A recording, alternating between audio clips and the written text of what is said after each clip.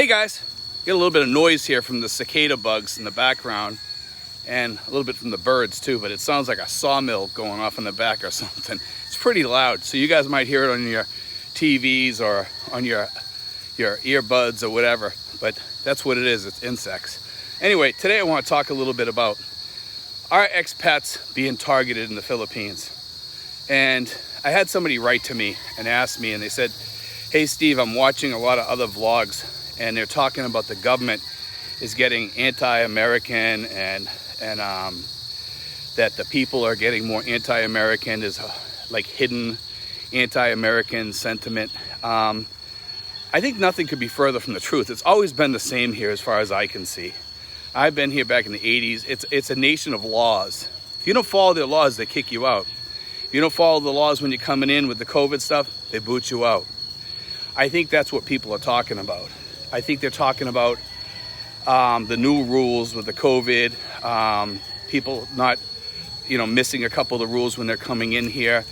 I think some people that overstayed during the COVID and they got permission to overstay because the government said that they could.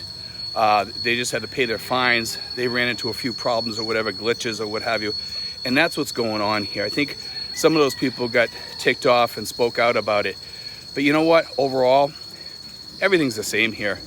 There's no anti-American sentiment or anti-Westerner sentiment over here. In fact, if anything, it's quite the opposite. Every place I go, I get treated very well, okay? Filipinos, like I said, and Filipinos are the most loving people you could ever meet. Nothing has changed here. It takes a lot for a Filipino to hate you or dislike you. They're not racist. They're not hateful people. Not to say that there aren't people that are like that, because there are. But the majority, probably over 90% of the people here, do like Americans, do like Westerners, and they're okay with them. Now, I do notice this, that the 5 or 10% that are over here, what we call the dickheads, the dickheads over here, what they do is they cause a lot of problems for people. And it reflects on all of us. It really does sometimes. And a lot of Filipinos stereotype us sometimes. And I'm not saying all of them, I'm saying some of them. And those ones are the ones that make it difficult sometimes for us because of that 10% of Americans that are just not good people.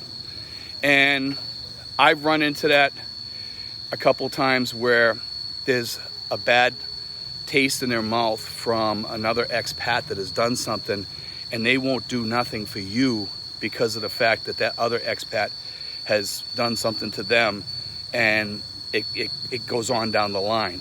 So you pay the price for the sins of other people, let's put it that way.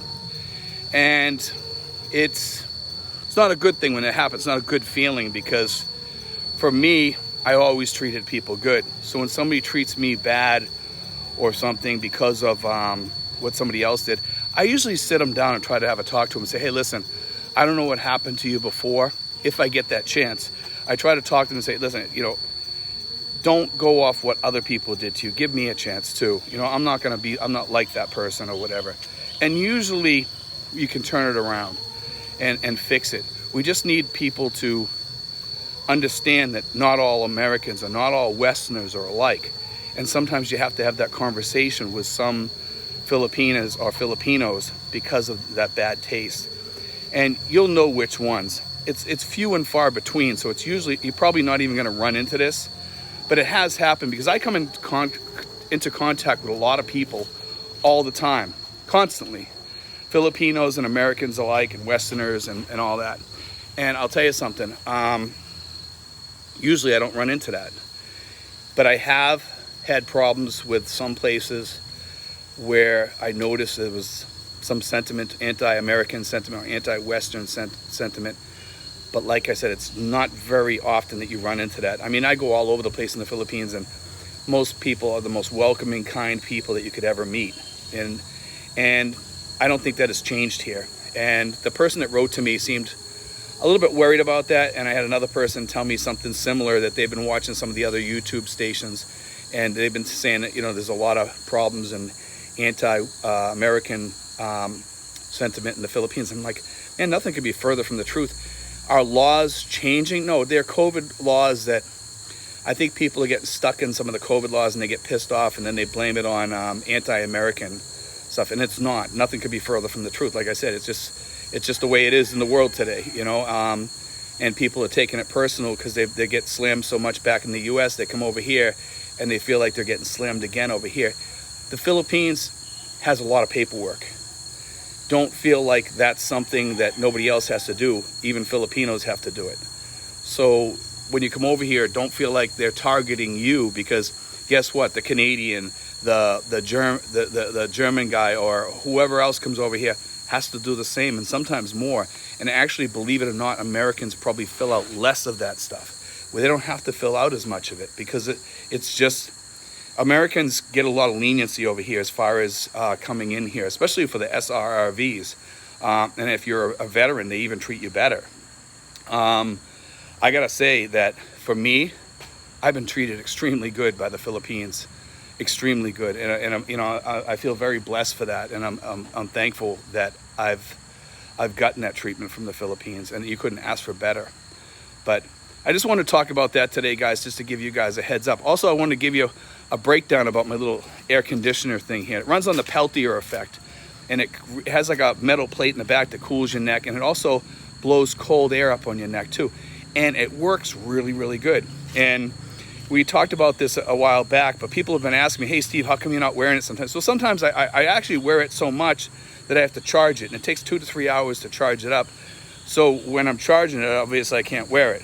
Well, I like it so much that, guess what? I think I'm gonna buy another one, okay? And I think what I'm gonna do is I'm gonna get the one with the metal plates versus the fan, because I don't like the fan that much. I like the metal plates. I like the metal plates because they're cold. They're probably like about 40 degrees or whatever it is, somewhere around there. And they feel icy cold on your neck, and it feels really, really good. I gotta tell you, I really love the feel of the thing on the back, because it's cold, and it's enjoyable, and it keeps you cool. You know, I'm still sweating, but I feel cooler with that on the back of my neck, because it just feels nice. And it has this, I don't know, just when you're going someplace and it's a little bit, you feel a little bit of heat, you just flick this on, you have it on your neck. It looks like a pair of headphones around your neck, but it's not. And I love it. And some of my friends are starting to buy them, and the other expats, and they like it. I've let other people try mine, and when they put it on, they're like, wow, Steve, that's actually pretty nice. It's cool. You know, it's enough to keep off the heat of the day, okay, which helps me, and that's all I need. Am I sweating? Yes, but it's cooler, okay? It's cooler. Is it like air conditioning at home? No, it's not. This one here has like a thing in the back. It feels like an ice cube on the back of your neck. So it cools down your spine. And then it has the fan blowing up on you.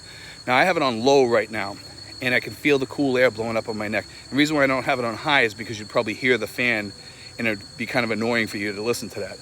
But I mean, I'll turn it on and see if you can hear it. Now that's on high. You could probably hear that. And it's nice. I can feel it up on the back of my neck and everything, and I can feel the cooling plate on the back. And I like it. It just gives you that extra bit of coolness for the day. Like I'm walking down here, it's a bit humid. It doesn't help with the humidity, but it helps with the coolness. Okay, anyway guys, I wanted to put that out there today too, because you guys have been asking me about the neck air conditioner. How come you're not wearing it that much? Like I said, sometimes I charge it, and then it's not charged when I get ready to go to the park, so I don't take it with me. But anyway guys, God bless, take care.